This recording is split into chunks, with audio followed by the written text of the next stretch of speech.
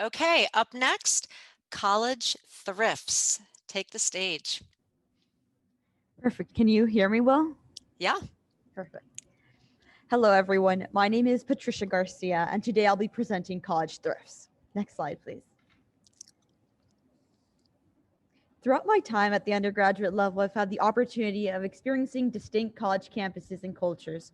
From walking the halls at MIT and UC Berkeley as an undergraduate engineering researcher, I've realized that there's one thing that these institutions of higher education all have in common. Next slide, please. You walk into any bookstore, no matter where in the nation, and you'll be sure to spot the $60 crew neck besides the $45 t-shirt and the $50 sweatpants. However, it's the unfortunate reality that students across the nation cannot afford this. With the rising cost of tuition, room and board, and other college-related expenses, it's clear that universities are excluding these low-income students who cannot afford to purchase this merchandise while catering to those who can. Students have expressed a need for a platform that allows them to buy and sell collegiate merchandise at a fraction of the high bookstore prices. Next slide, please. And that's why I've founded College Thrifts. Think Tinder for collegiate merchandise. College Thrifts is a peer-to-peer marketplace for students and alumni to buy and sell their gently used college gear. We are a peer-to-peer marketplace in which our main revenue comes from the 20% total commission that we take, where 15% would go towards operations and 5% towards institutional scholarships. We're also supporting 4 United Nations Sustainable Development Goals focused on climate action, responsible consumption and production, and sustainable cities. Some of our unique features include shopping for scholarships, filtering by college or university, and weekly school discounts. Next slide, please. And you may be asking how we're different from some of our competitors like Poshmark or Mercari. We're more than a resale application. Our goal is to create lasting connections across institutions in the United States and hopefully globally through sustainable consumption. So for example, if an alumni at Tulane University is selling some gear, they can sell it to some current students or incoming students. And not only are they providing this gear to these students who probably would not be able to afford this, but they're also possibly sourcing some potential interns for their companies. Next slide, please.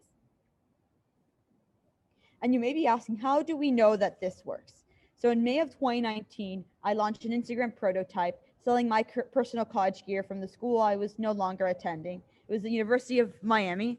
And since then, since the start of the pandemic, I decided to open it to having others sell on the Instagram prototype other than just my gear. And to date, we've had over 250 schools represented on the Instagram prototype and over 4,000 followers from across the nation, including historically Black colleges and universities and Hispanic serving institutions, such as the one that I go to. And with that, I think that's it. Next slide. Is that it? And that's it. So thank you so much. Thank you, Stephanie. You didn't even need my my timer, which I totally forgot about. Okay, Q&A. Marie. Thank you for your presentation. Marielle, would you like to go first?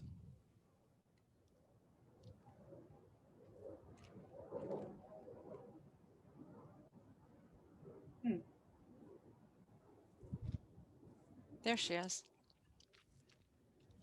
I don't know if she's having connection issues. So let's go to the audience question. Is there a trademark? Are there any trademark issues with reselling logo gear? Great question.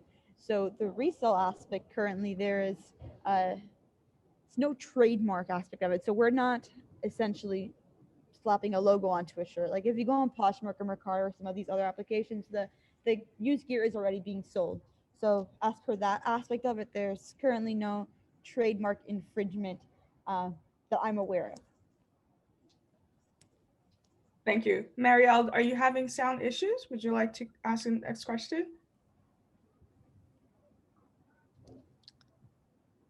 Sorry, I cut out with my internet. Can you hear me okay? Yes. Yep. Okay, great.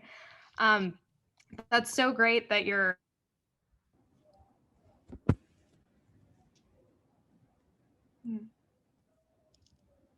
app has already launched. Patricia, have you launched around 50? I'm sorry, Marielle, we missed most of that because of connection.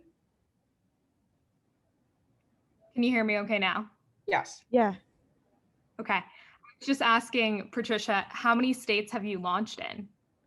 Great question. So the app is still in development phase, so we're still processing most of the orders on the Instagram prototype, but there is users buying and selling across the nation. So people are buying items across the nation, and they're being sold across the nation. I personally don't.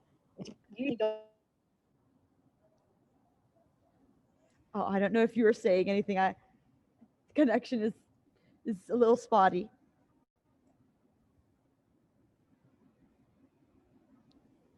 Okay, I don't know what's going on with sound, but hopefully we'll go to Vida for the next question and hope that will be better. Sure. Absolutely. And actually, it is a piggyback off of Marielle's question. So thank you for that, Marielle. Just in terms of, the reach that you have had so far, and just given the fact that you have a little bit of traction now, what you anticipate that the market size is going to be with the acceptance, like what your projection is.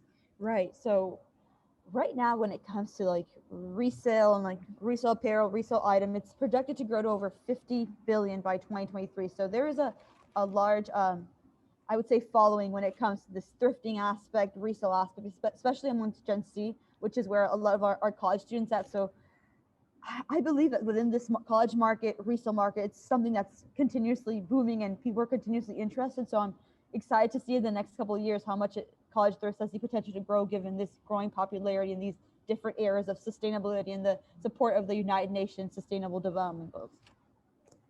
Thank you. Yeah. Thank you. We'll go to the audience with a question. What are the steps you have in place for quality control? Great question. So usually I'm the only one right now on the team. So I monitor all the items that come in through the Instagram. So I make sure that they provide multiple photos when an item is sent in. And thankfully, since launching this feature of buying and selling other people's gear of March of 2020, there has not been any quality issues. And we're now close to the start of 2021. So far that aspect of managing the items myself and doing it on Instagram has worked. But once we launch into the app, it'll be a system in which we have a couple of people checking the items the same way we do on the Instagram to check for quality. And the last question, again, I'll go to the audience. How will you fund the app development and follow up with margins? And what follow up with margins are you factoring into your projections? You have 30 seconds. Oh, okay. So in terms of funding, right now it's pretty much through pitch competitions. So I have been pitching at a couple of pitch competitions, and with the fact that I've had a little more time on my hands because school has gone remote, I've been able to leverage that. So pretty much leveraging also some of the stipends from my summer research, pitch competitions to fund what is more than likely an expensive app development process. Okay, thank you for all your questions. If you would like, there are plenty of questions in the Q&A. I encourage you to reply to as many of them as you can. And on to our next presenter.